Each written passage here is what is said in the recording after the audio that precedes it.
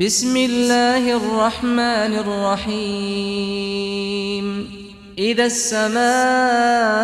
انشقت وأذنت لربها وحقت وإذا الأرض مدت وألقت ما فيها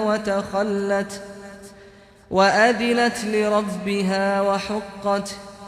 يا أيها الإنسان إنك كادح إلى ربك كدحا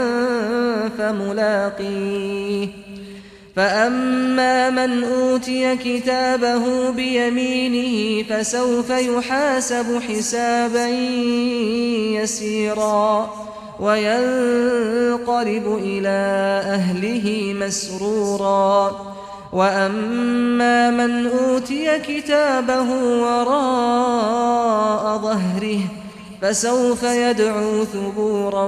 ويصلى سعيرا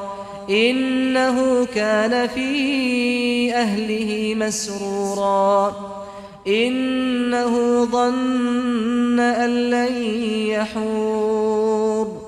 بلى إن ربه كان به بصيرا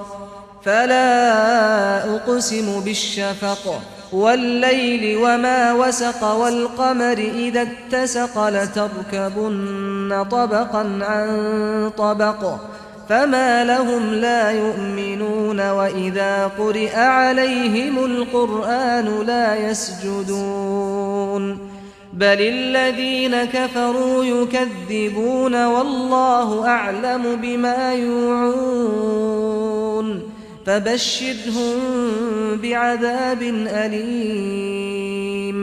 إلا الذين آمنوا وعملوا الصالحات لهم أجر غير ممنون.